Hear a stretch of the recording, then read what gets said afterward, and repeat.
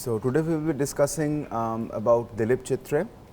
So apart from being an important bilingual writer in Marathi and English, he was also a painter and a filmmaker. His efforts to popularize Marathi poems in the broad spectrum of Indian literature is considerable. His Ekan Kavita or collected poems were published in 3 volumes in the 1990s. He published an anthology of selected English poems known as Is, Where Is in 2007, which comprised of his poetic endeavors between 1964 and 2007.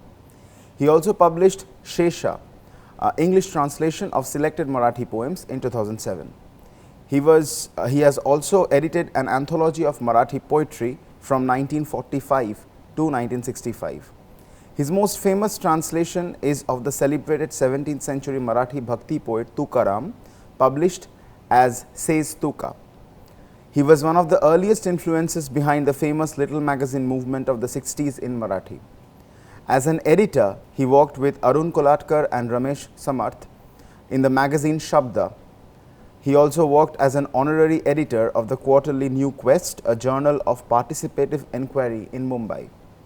He was a member of a 3-writer delegation along with Nirmal Verma and U.R. Anantmurthy to the then Soviet Union, Federal Republic of Germany and France in 1980, where he had given lectures and talks. He has also conducted workshops in creative writing and literary translation in Iowa City in United States. He has written poems like Ambulance Ride, Traveling in a Cage and Felling of the Banyan Trees. As a translator, he has translated Hemant Divate's poems Virus Alert. He translated the poems of Namdeo Dhasal, the prominent poet of the Dalit Panther movement, and he named it Namdeo Dhasal, Poet of the Underworld. He also has engaged in documentaries regarding the topic of translating Shakti Chattopadhyay into English. He worked as the director of the Indian Poetry Library, Archive and Translation Center at Bharat Bhavan. His films like Ardh Satya, Vijeta and Godam are influential landmarks in the growth of modern cinema in India. His poetry has a distinct style with simplistic words, and his writing is sparse and imagery is immense. So now we will be reading Dilip Chitre's Father Returning Home. My father travels on the late evening train, standing among the silent commuters. Suburbs slide past his unseeing eyes. His shirt and pants are soggy, and his black raincoat, stained with mud, and his bag stuffed with books, is falling apart. His eyes, dimmed by age, fade homeward through the humid monsoon night. Now I can see him getting off the train like a word dropped from a long sentence. He hurries across the length of the grey platform, crosses the railway line, enters the lane. His chappals are sticky with mud, but he hurries onwards, home again. I see him drinking weak tea, eating a stale chapati, reading a book. He goes into the toilet to contemplate man's estrangement from a man-made world. Coming out, he trembles at the sink, the cold water running over his brown hands. A few drops cling to the graying hair on his wrists. His sullen children often refuse to share jokes and secrets with him. He will now go to sleep listening to the static on the radio, dreaming of his ancestors and grandchildren, thinking of nomads entering a subcontinent through a narrow pass. This poem has an interesting, it has a myriad tones and myriad ideas which are portrayed as a whole in a canvas. It speaks of the image of a father. The image of a father who is embroiled in the regular situations and circumstances of life. Basically, the side of the father which shows exhaustion, a little bit of disillusionment from life and cynicism, and shows his little emotions and expectations from his family, specifically from his children. It shows the picture of a very normal father who comes back home with books and eatables back from the office when he's coming back home. It is also showing through the eyes of the father a picture of the city while he's traveling via train in the platforms.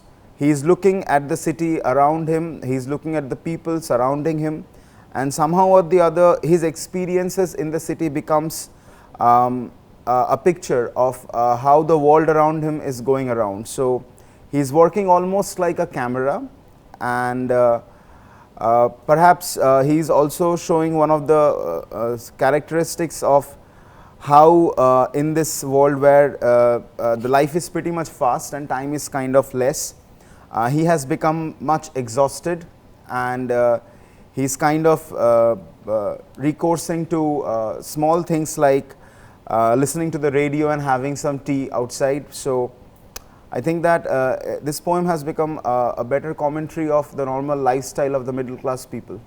Hello everyone, today we will be talking about father returning home. I will be making a small references to some of the things that have struck me as a reader.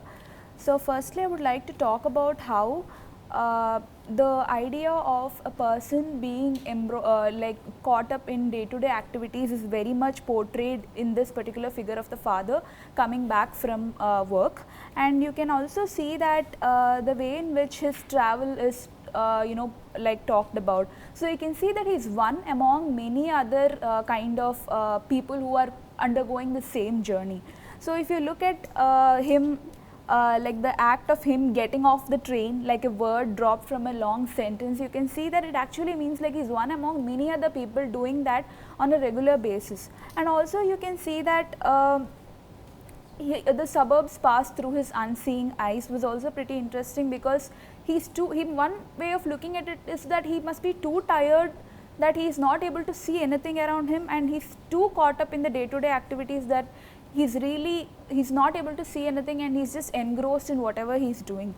And also the idea of his shirt and pants being soggy and his black raincoat being stained in mud. It's like a day-to-day person who's really in a hurry, and you don't have time to compose yourself and go on a journey. It's like how you like you daily travel, and it's a very harsh way in which you live, and at last he doesn't even realize that these are things that are to be taken care of. You can also see that there's one more place in which his chappals are sticky with mud, but he hurries onwards. He doesn't have time to look at all those other aspects of appearance, etc. He has to carry on with his life. And also the idea of graying hair on his wrist also could tell that he's been he's an aging person, and it's been a very long while, and like that he's a part of these mundane activities for a very long time.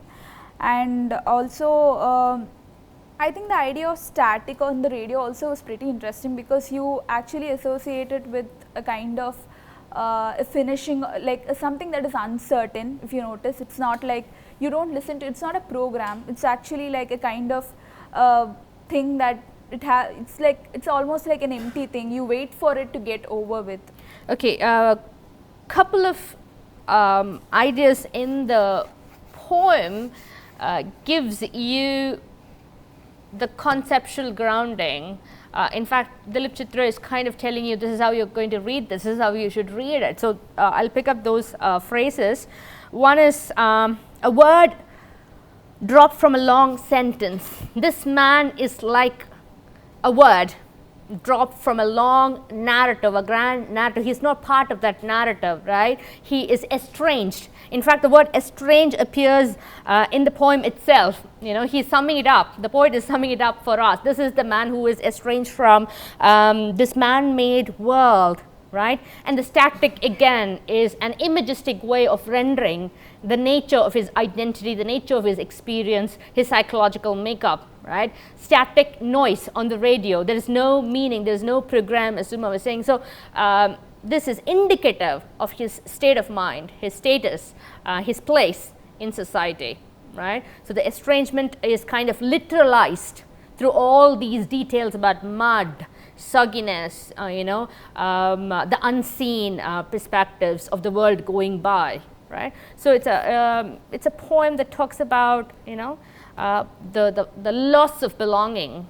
to a world. A reference to books suggests that he is perhaps an intellectual, and probably his estrangement stems from the fact that he is too aware in a philosophical sense.